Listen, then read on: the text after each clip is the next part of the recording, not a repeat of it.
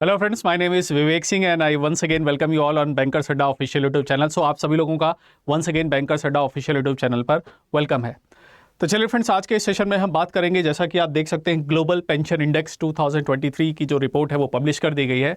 तो आज की इस वीडियो में हम जानेंगे कि भारत का आखिरकार रैंक क्या है इस पर्टिकुलर जो है इंडेक्स में, और इस इंडेक्स में टॉप किसने किया है, इस रिपोर्ट को पब्लिश कौन करता है, और इस इंडेक्स का आखिरकार मीनिंग क्या है।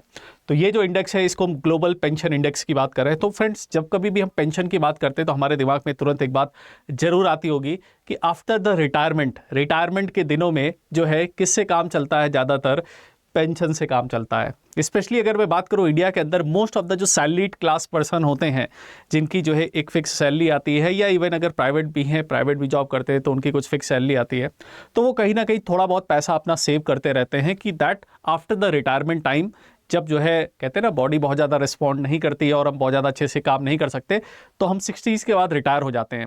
और रिटायरमेंट के बाद हमारी जो एक पर्टिकुलर फिक्स्ड इनकम टाइप के जो है हमें एक पर्टिकुलर फिक्स मनी जो है या मॉनेटरी कुछ वैल्यू मिलती रहती है, उसको हम पेंशन की तरह कंसिडर करते हैं, है ना। और इसीलिए रिटायरमेंट के बाद जो है पेंशन का बहुत ज़्यादा इंपॉर्टेंस होता है। और इस पर्टिकुलर ग्लोबल पेंशन इंडेक्स में यही बताया गया है कि बेसिकली किसी कंट्री की अगर बात करें, जो मोस्ट ऑफ द कंट्रीज़ हैं, इसमें 47 कंट्रीज़ को जो है यहाँ पर आइडेंटिफाई करके उनके बेसिस पर जो है पेंशन का उनके यहाँ पर क्या स्टेटस है, और पेंशन की कंडीशन को लेकर कि वहाँ पर कितना लोगों के पास अराउंड जो है पेंशन का जो है प्रोविजन आपको देखने को मिलेगा, कौन कितना स्ट्रांग है उस पर्टिकुलर वैल्यू में, उससे रिलेटेड एस्पेक्ट्स पर यहाँ पर आपको डिस्कशन जो है देखने को मिलेगा। तो चलिए फ्रेंड्स, डिस्कशन स्टार्ट करते हैं और बात करते हैं ग्लोबल पेंशन इंडेक्स की। तो ग्लोबल पेंशन इंडेक्स की अगर मैं बात करूँ तो आउट ऑफ 47 कंट्रीज़ ये जो है डेटा जो है यहाँ पर पब्लिश किया गया है।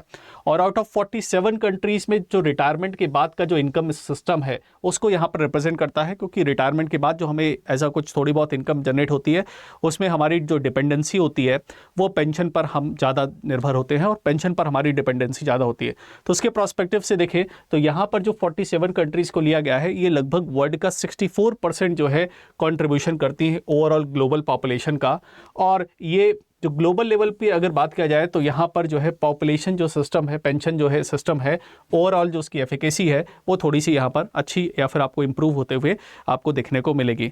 तो ओवरऑल जो है 47 जो है कंट्रीज़ का यहाँ पर रिटायरमेंट का जो इनकम स्टेटस है, इनकम सिस्टम है, उसको लेकर इस पर्टिकुलर रिपोर्ट के अंदर स्टडी की गई है। अब देखते हैं फ्रेंड्स, हमारे देश का, भारत का क्या स्टेटस है और इसमें क्या कंडीशन हमें देखने को मिलेगी। तो इंडिया की अगर हम बात करें तो इंडिया के रिटायरमेंट सिस्टम जो है, हालांकि पॉइंट्स, हमारा स्कोर तो इंप्रूव हुआ है, रैंक हमारी वही है जो लास्ट ईयर थी। 2022 में भी हमारी रैंक 45 थी आउट ऑफ 47 कंट्रीज। अभी भी हमारी रैंक जो है वो 45 है out of 47 countries global pension index में। लेकिन हमारा स्कोर जो है इंप्रूव हुआ है। लास्ट ईयर हमारा स्कोर था 44.5, लेकिन इस साल जो है हमारा स्कोर है वो 45.9 है। और ये स्कोर के इंप्रूव होने का एक बड़ा रीज़न यहाँ पर देखने को मिल रहा है कि भारत के अंदर जो है एडिक्वेसी एंड सस्टेनेबिलिटी जो है सब इंडेक्सेस, जो कि इस इंडेक्स को निकालने के लिए 50 अलग अलग सब इंडेक्सेस का यूज़ किया जाता है, उनमें भारत के अंदर सस्टेनेबिलिटी थोड़ी सी बड़ी है और बेटर ऑप्टिमिज्म जो है आपको देखने को मिलेगा। और हमारे देश में लोगों की जो सेविंग हैबिट्स है वो भी कहीं ना कहीं जो है एक तरीके से इंपॉर्टेंट रोल प्ले करती है कि लोगों के पास रिटायरमेंट के बाद एक ठीक ठाक पेंशन जो है, एक जो है इतनी पेंशन जो है ज़रूर मिलने लगती है लोगों के पास कि लोग जो है अपना जीवन यापन जो है आफ्टर द रिटायरमेंट कर सकते हैं। तो हमारा ओवरऑल ध्यान रखिएगा, ये 45 रैंक है। इस रिपोर्ट को मर्सर CFA इंस्टीट्यूट जो है वो पर्टिकुलर इस रिपोर्ट को पब्लिश करता है, ग्लोबल पेंशन रिपोर्ट को। ये मर्सर CFA इंस्टीट्यूट जो है ये आपका USA का है, तो अमेरिका का ये इंस्टीट्यूट है जो कि इस रिपोर्ट को पब्लिश करता है। अब यहाँ पर हम एक कुछ इंपॉर्टेंट डेटास को एनालिसिस करते हैं। ये जो रिपोर्ट है ये 15th annual Mercer CFA institute of global pension की जो ये रिपोर्ट है, इस रिपोर्ट में टॉप नंबर पर कंट्री कौन सी, याद रखिएगा इस तरह के क्वेश्चंस बहुत एग्जाम में पूछाते हैं कि नंबर 1 पर कौन रहा, या टॉप 3 में कौन रहा, या इंडिया का क्या स्टेटस है, रिपोर्ट को किसने पब्लिश किया, या लास्ट पोजीशन पर कौन है। तो नंबर पर ध्यान रखिएगा, नीदरलैंड से 85 स्कोर के साथ। आइसलैंड की अगर मैं बात करूं तो 83.5 स्कोर के साथ है सेकंड नंबर पर। डेनमार्क देखें तो 81.3 स्कोर के साथ थर्ड नंबर पर है। तो टॉप 3 हमने देखे। इंडिया की अगर बात करें तो इंडिया का स्कोर जो है 45.9 है, तो इंडिया के स्कोर आपको 45th नंबर पर हम देखने को मिलेंगे। और सबसे लास्ट में 47 नंबर पर आपको अर्जेंटीना देखने को मिलेगी, लोएस्ट इस पर्टिकुलर इंडेक्स में वैल्यू में 42.3 है ना। तो यहाँ पर ये ध्यान रखिएगा।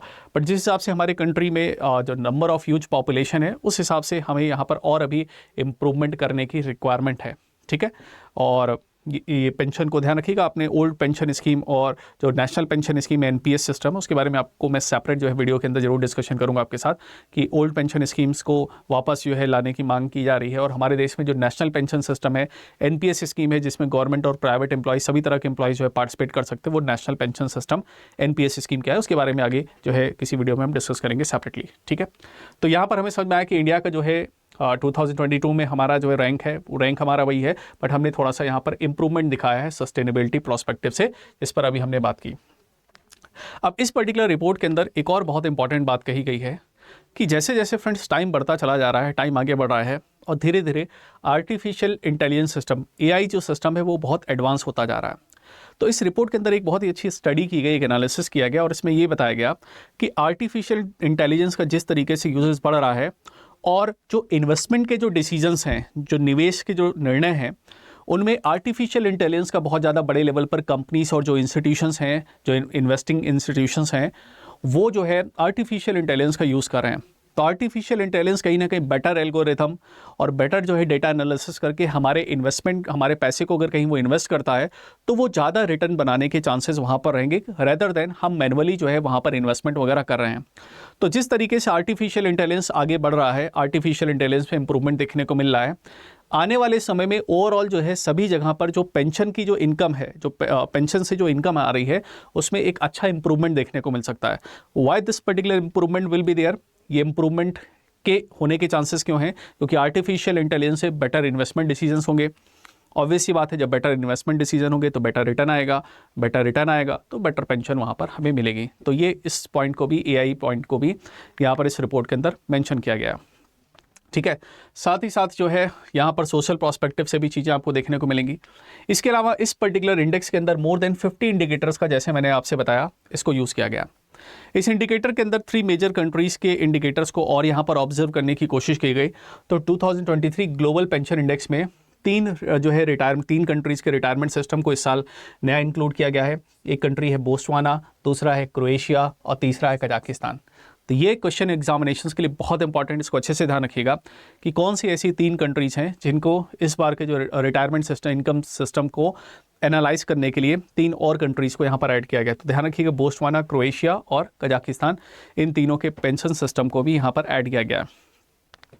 यहाँ पर एक और जो है स्टडी की गई है, एक और इम्पॉर्टेंट एनालिसिस जो है आपको देखने को मिलेगी, है ना। ये इसी अगर स्टडी में मैं आपको बता दूँ थोड़ा सा, इसमें एक और इम्पॉर्टेंट स्टडी की गई है कि बहुत सारे कंट्रीज़ ऐसे हैं जिनके यहाँ पर ओल्ड एज पॉपुलेशन बहुत तेज़ी से बढ़ती चली जा रही है। जैसे मैं आपको सिंपल एग्जांपल लूँ, जापान की अगर आप बात करेंगे, है ना, और इन फ्यूचर चाइना को भी अगर आप देखेंगे, तो जिस तरीके से इन कंट्रीज़ के अंदर ओल्ड एज पॉपुलेशन बहुत तेज़ी से बढ़ती चली जा रही है, तो old age population because of बढ़ती चली जा रही है, तो ऐसे में क्या होगा, ऐसे में इन कंट्रीज़ में जो है पेंशन का बर्डन बहुत ज़्यादा बढ़ जाएगा।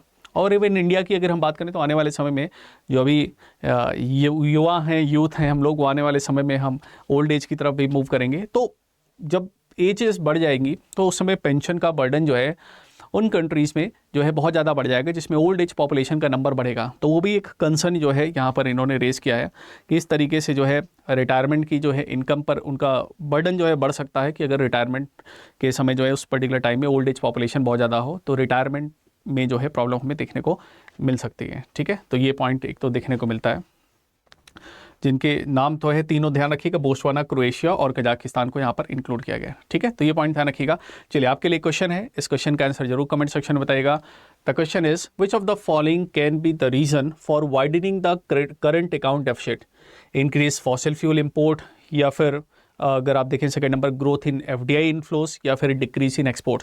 ये 3 ऑप्शंस आपको दे रखे हैं और साथ ही साथ कुछ आपको पॉइंट्स ऑप्शंस में दे रखे हैं, तो आपको बताना है इसका करेक्ट आंसर क्या है। तो इसका करेक्ट आंसर आप कमेंट सेक्शन में जरूर बताइएगा। ठीक है, और रात में आप मेरे साथ जुड़ सकते हैं द जनरल अवेयरनेस शो में। आप सभी लोग, काफ़ी लोग जुड़ते भी हैं, जिनको नहीं पता, तो यहाँ पर मैं banking, economics, finance, current affairs से रिलेटेड जो है MCQs आपके साथ डिस्कस करता हूँ। ठीक है, तो चलिए फ्रेंड्स, अभी के लिए इतना ही करते हैं। मिलेंगे इवनिंग के सेशन में। अगर आप चैनल पर नए हैं तो चैनल को सब्सक्राइब कर लीजिएगा, वीडियो को लाइक और शेयर करिएगा। ऐसी और वीडियोस में आपके लिए लेते आता रहूँगा। ठीक है, थैंक यू वेरी मच।